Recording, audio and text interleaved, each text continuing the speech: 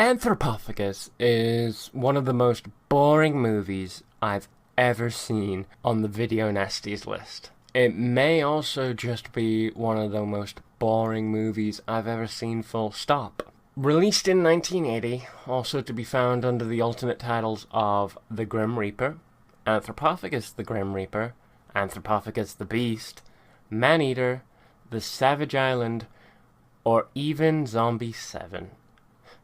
I find that last one quite funny, as Absurd, the film's pseudo-sequel, was also known under the title of Zombie 6.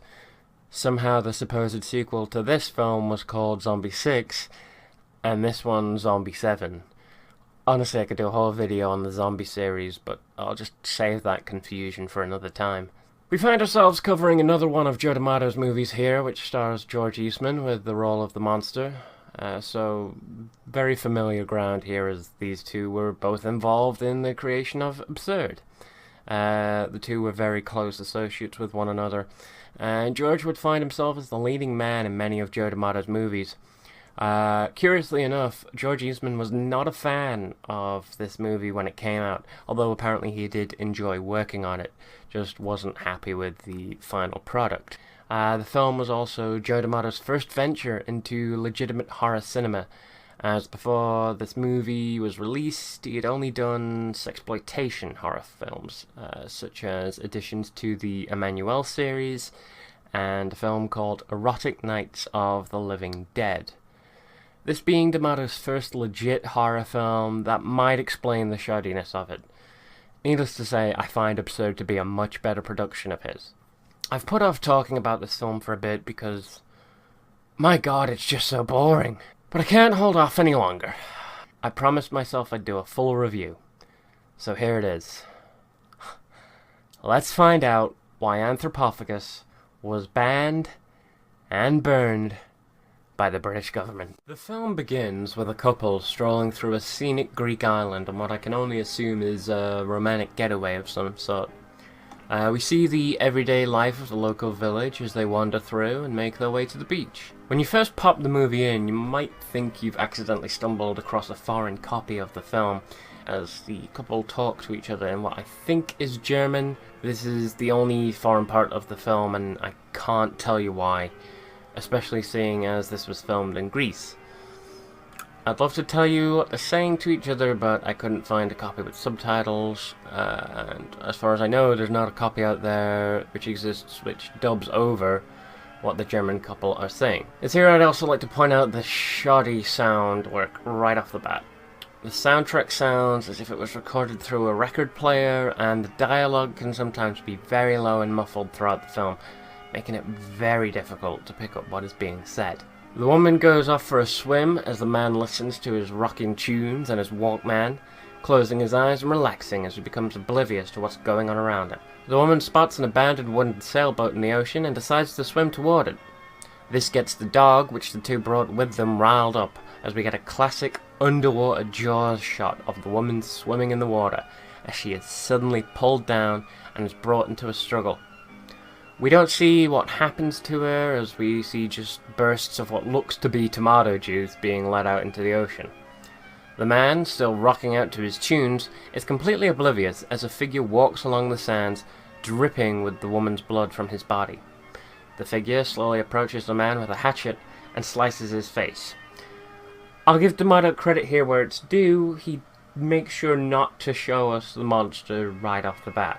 Cut to our group of protagonists that we'll be following for the movie, most of whose names I can't remember. The only one I can tell you is Maggie, and that's because she's the pregnant one. The rest of them are very bland, Brady Bunch-esque characters who provide very little reasoning for me to care about them throughout the film. They're all very generic and similar to one another. The group are on a cable car talking about what their trip to the nearby Greek island will be like, and a lady taking photos overhears the chat and asks if she can tag along. The group, being friendly as all hell, don't see a problem with it and bring her along for the ride. It's at this point in the film I'm just going to start calling the characters by names from the Scooby-Doo show.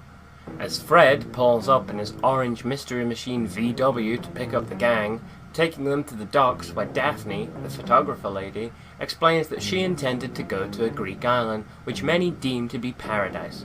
But with limited boat trips and the island being uninhabited for most of the year, she missed her initial trip. The gang have no issues with adding the island to their journey and set out for the seas on their fancy yacht, heading towards the island. I'm just going to say it right now, get used to the view of this boat, folks, because for the next 20 or so minutes of the movie, this is where everything is taking place. I realize horror films sometimes need a slow build to help create tension and anxiety, but all this does is help create boredom as we get some exposition on the characters. Turns out Fred is flirting it up with Daphne on the boat, and Velma in a red sweater is eyeing them up with envy as we're hinted that she seemed to have a thing for Fred. Later, Velma gives Maggie a tarot card reading. And folks, if you ever needed a reason to be skeptical about tarot cards, just get a load of this bullshit. I can't interpret these cards. It's never happened like this. I just don't understand it. I think it should be done over. Some other time. Oh, Carol, come on. I think the message is very clear. The two knights are the two men in your life. One's your husband, and one's the baby. Therefore, it'll be a boy. The sun is a positive sign of strength and security. It'll protect your two knights all their life. Then the nighttime is symbolic of peace and serenity. I feel I should point out that I am going through this first act of the film quite fast. But that's because there's just a lot of filler in it like this. Honestly, these are the most interesting parts of the first act. I think it's important to point out the difference between a slow build and just filler and exposition. It's good for a horror film to have slow build. It helps build up tension and intensity and makes people feel uneasy. A perfect example of that would be The Shining by Stanley Kubrick. Right from the get-go of that film, you do feel uncomfortable, and that uncomfort, that tension just builds more and more as the film goes on until it hits its crescendo. That's not what's going on here. This isn't building up tension, this isn't making me feel uncomfortable, this is making me bored. I am sitting here watching characters talk about things that have nothing to do with the movie. There's no warnings of anything going on. They're very hapless. They're very generic. There's nothing that's going on in this first act other than people getting killed off that tells me this is a horror film. And that is a failure on the part of the way this movie was put together. It seems the tarot card reading has gotten to Velma as she sits on the boat alone, going through the cards and eventually stumbling upon the death card. Now, while I understand this is supposed to be ominous, if you randomly flick through a tarot deck like that, you will eventually stumble on the death card. It has no meaning whatsoever. It is a mathematical certainty. If you aren't doing the tarot card reading the proper way and just flicking through it like that, you will come across the death card and it won't mean a damn thing. However, Velma doesn't seem to have that common sense and only furthers her insanity as she throws the cards into the ocean and is essentially crazy from this point on, seemingly knowing that shit is going to go down. The gang reaches the island and decide to go ashore and explore the nearby village. Maggie trips on her way off the boat and with her current condition decides it's best if she stays on the boat with the ship's captain. Everybody else decides to go ahead and come back once the journey is done. Velma is hesitant but decides to join the rest of the gang, even though she seemingly knows something is wrong here. The gang explore the nearby town, looking for friends that Daphne had been telling them about. However, with no sign of the boat that Daphne's friends would have had to have taken, and with the village looking uninhabited, things are not what they seem. They take a look in the general store to find it empty, and the telegraph machine at the store has seemed to have been sabotaged. They also find out the island has only got a telegraph line as their main form of communication, as they don't operate a phone line. That's stereotypical horror setup there, can't really complain about that. I will give the film credit where it's due. This part where the group explores the town does actually build up some tension and does create an uneasy feeling. as the first-person view of the empty abandoned street shows everything is not what it seems to be, as the gang start to wonder whether or not they should turn back. It's just a shame it took this long for the film to get to a point where it started to build some tension. Upon further exploration, they find a window with the message "Go away" written into the dust. They spot a strange, lonely woman wandering somberly through the streets. As they run back through the house to try to get back onto the streets, a rotted corpse falls in the way of Velma. Meanwhile, on the boat, the ship's captain goes to change the seawater that's in a bucket to try and help Maggie heal her ankle. He gets yanked into the ocean, and Maggie looks around wondering where he went. Slowly pulling the bucket back up onto the boat, she goes to stick her foot in, but finds the decapitated head of the captain in the bucket. Now, I know I'm supposed to be horrified by all of this, but honestly, all I could do was laugh because of how fake the head was, and strangely, how this entire scene somehow reminded me of the Mr. Bucket commercial. Mr. Bucket! That's right, I'm Mr. Bucket. I'm Mr. Bucket.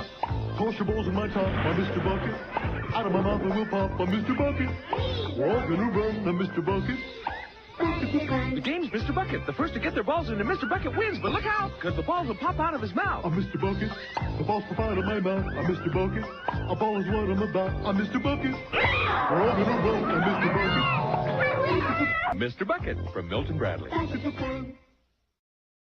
The gang realise the body that Velma discovered has been absolutely devoured. Deciding it's best to go back to the boat, they realise that Maggie's been left alone and run on back. The boat has been left to drift out onto the ocean. The guy that looks like Andy Kaufman runs out to try and swim to her, but the gang stop him, trying to reason that the captain might have brought the boat out there to keep them away from danger, and in the morning the boat will be back at the dock. The gang tried to find somewhere to sleep, resorting to trying to find Daphne's friends in their holiday home, not realizing that Maggie has been dragged to the shore and is being dragged away by the monster. Meanwhile at the home, it seems that Daphne's friends are nowhere to be found. The gang can't reason why people have fled, and why the corpse they found has been devoured. They settle down for the night, determined to find Maggie in the morning, even though Velma has given up all hope. During the night, Daphne hears some strange noises and goes to investigate. Fred gives us the first jump scare, deciding to help Daphne investigate the source of the noise. It's here they discover Keyboard Cat, and just as they're ready to laugh it off and head back to the bed, jumping out of a barrel coated in blood is a blind lady swinging a knife endlessly in fear, accidentally stabbing Fred in the back as she mistakes him for the monster. It turns out the blind girl is one of Daphne's friends, named Rita. Rita tells us that she has no idea what happened to the rest of the people that she came to the island with, and seems traumatized as she talks with the monster, saying she's the only one who knows when he's around, as she could smell the scent of blood whenever he's around, and assumes the worst, that everybody she knows has either fled or been killed off. After getting bandaged up, Fred heads into the room with Daphne and Rita, giving it a good old college try as he confesses his feelings for a woman that he met only a few hours earlier in the day. Daphne tries to tell him she's not interested, but Fred persists.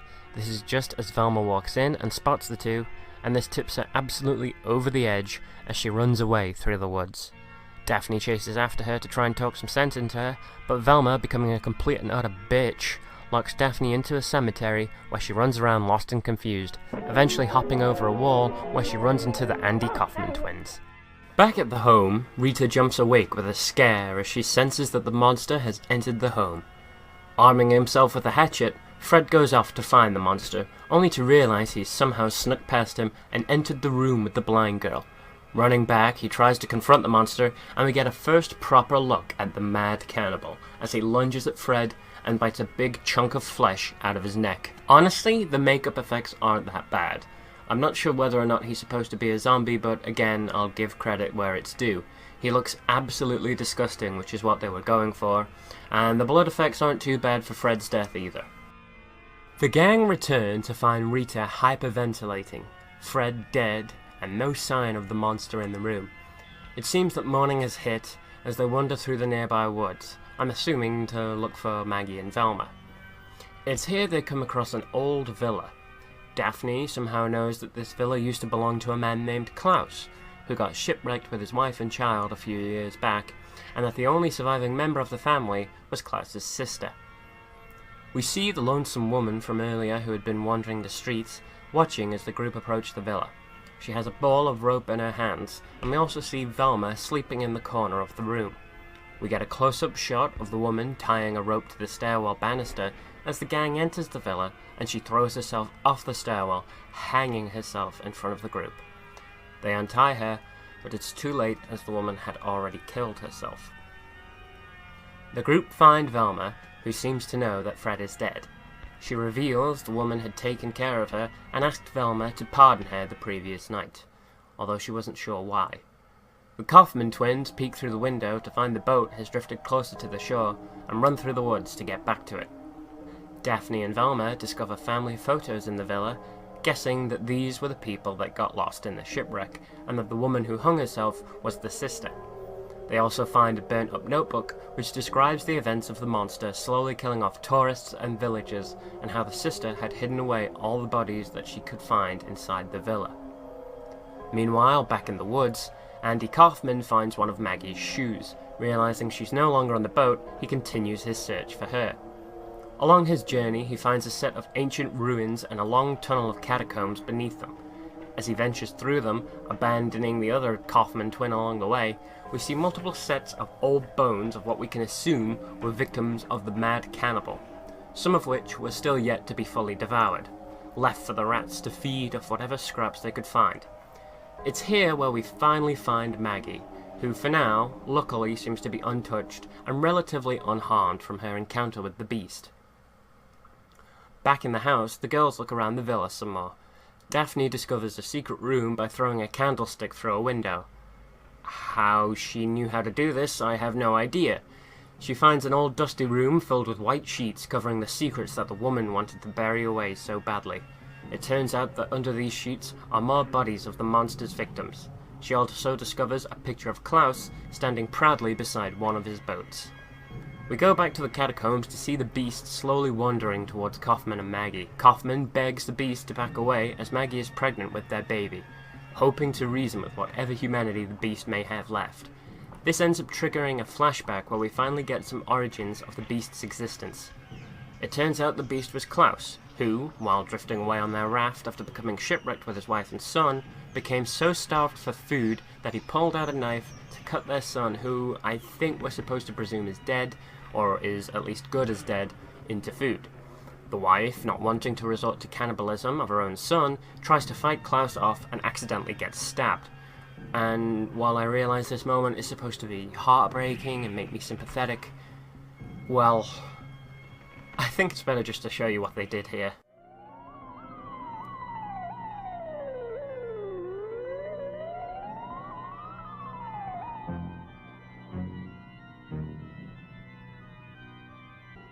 You can't do it.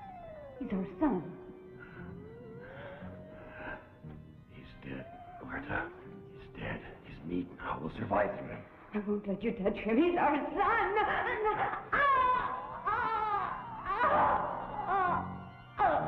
Here, eat me, damn you. Martha. Martha. Martha. Martha.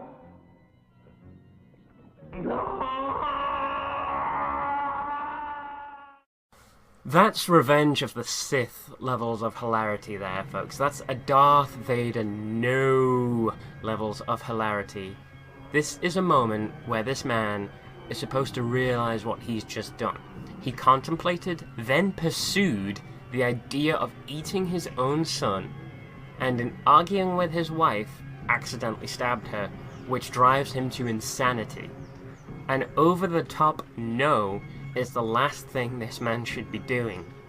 I mean, either way, it explains why he went mad with cannibalistic rage, which, it's a neat little backstory, but it fails to explain how he ended up looking like a zombie, and the way it's pulled off, it seems more comedic than it does heartbreaking, which is clearly not what they were going for here.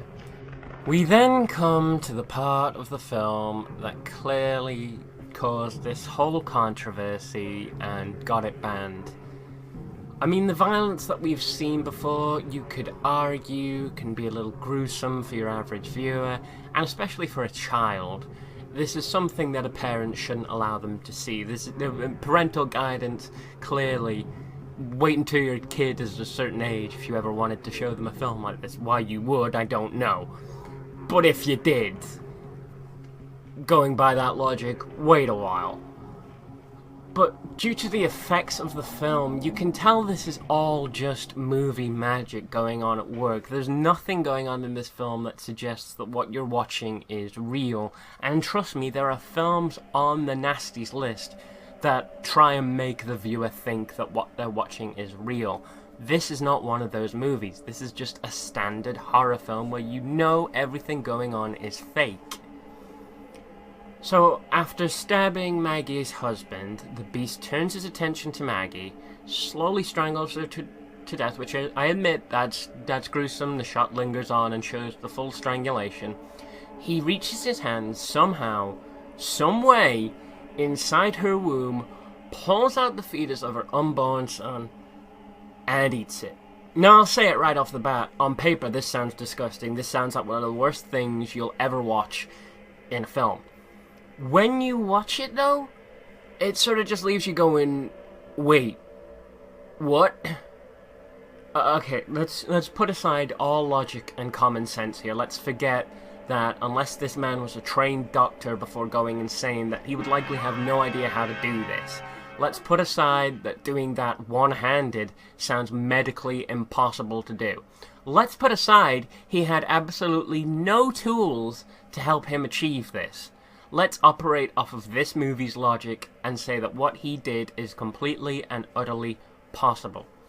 Does this look like a fetus to you?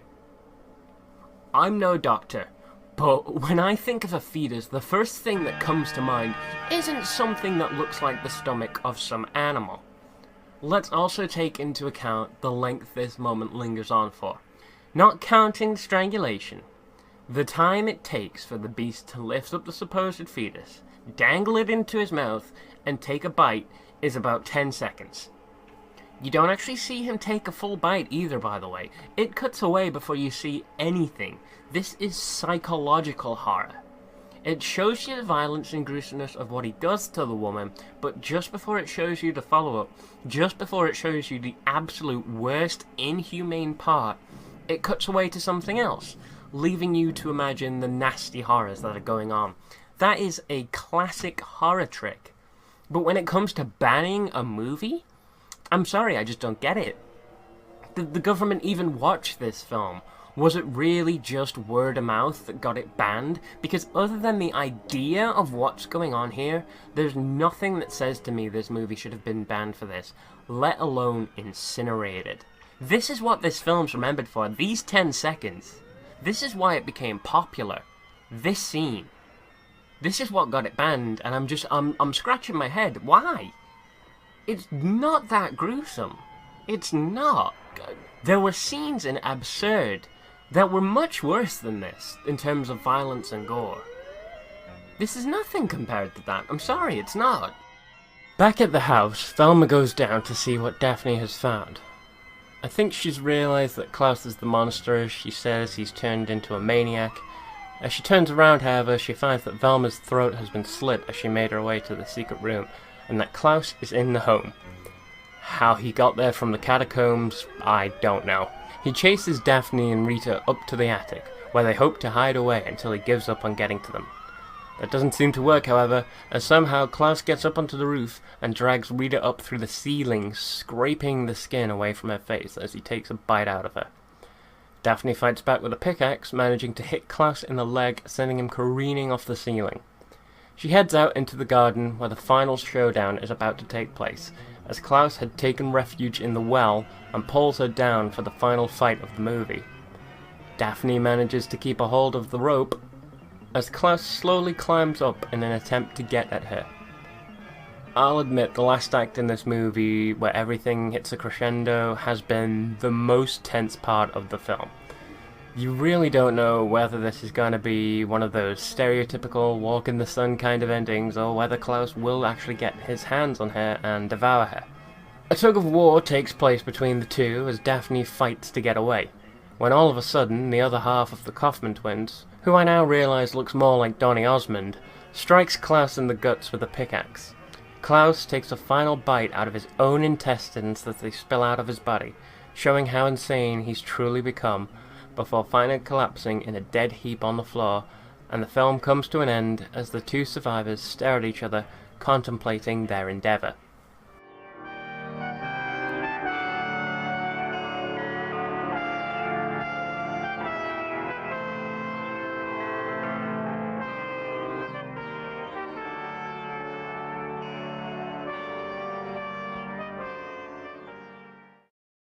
In conclusion, I suppose this film isn't as boring as I thought it was when I started this review. Sometimes it takes talking about a film and analysing it fully to understand it. This is Joe D'Amato's first attempt at a legitimate horror film, and you can tell. He hadn't quite got the pacing down yet. While in theory and on paper it was a good idea to use a slow build up to the reveal of the monster and the truly mad intense parts of the film, I believe it wasn't executed correctly here. There are films that have done it right. I love slow-paced horror films, especially when they're done right, and this one isn't one of them. The first act of the movie is slow, it's boring introduction of our characters. It fails to make you feel as if there's a threat to worry about, or that there's any tension to be had. A better idea, in my mind, would be to have the island have been shut down by some authority of some sort, who refuse to give any information as to what's going on. You can even have the photographer be unable to get to the island because of this, and because she's concerned about her friend Rita, she can go to the group for help. From there, have them take some black market ship, maybe pay off some easily corruptible ship captain or something, not some fancy yacht. And while they're on the boat, instead of the tarot cards, have the captain tell some grisly tale about Klaus, and the group can pass it off as some ghost tale to try and stop people going where they shouldn't. That would be a much better way of having you concerned and worried about these characters' safety, rather than watch them goof around for about half an hour achieving absolutely nothing and having literally no tension built in the movie. From there, it's a pretty standard horror film for about half an hour in. The main thing letting it down is the first act and the sound design. It was really hard picking up some of the lines of the dialogue in the film, and the soundtrack, like I said, while it is really good and creepy at times, it does sound like it was recorded through a record player. As for the controversy, I've said my piece on that. I understand it can be disgusting to some people, but I've seen my fair share of movies, and I have some know-how of film effects. It wouldn't surprise me if they just picked up some stomach of a cow or something like that with the intestines still attached to pass it off as a fetus. That's happened in the past in horror films. They can contact a butcher of some sort and get it with the guts still attached and everything. So, while the violence and the gore may be considered gory and horrifying, you have to remember, this is an exploitation film at the end of the day. It was being controversial on purpose. It wanted you to be shocked. It wanted you to be disgusted. It wanted you to pass it on to other people. That's how they gain popularity. That's how they get your money. They exploit your fears and worries, and they get your money while they do it. The one thing the makers of the film didn't know, however, was that it would end up getting banned and burned. And honestly, it didn't deserve that. Well, I don't care how controversial you try to make your film. I don't care how gory and gruesome you try to make it. As long as everything in it is fake, and effects are being used, as long as nothing illegal or inhuman is happening, the film shouldn't be banned. Should it be censored? That's not really my place to say. Censorship is a touchy subject. But for something like this, I don't think it should have. It's very clear that it needed responsible people to keep it out of the hands of children. I'll say that much. But then again, children were saying they were seeing these films even if they hadn't, because it made them seem cool. In a survey that was done in the 80s at this time, kids were saying they'd seen films that didn't even exist. They were titles that were made up on the spot to try and see how children would answer. and a large percentage of those children fell into the trap. In the end, I think Absurd is the better horror film out of the two, in my opinion. It's not trying to be shocking for the sake of it like this film is, and D'Amato had a better grasp of pacing when he made Absurd. Finding this film is a heck of a lot easier than finding Absurd, though. So for you collectors out there, a good old eBay search can get you what you want.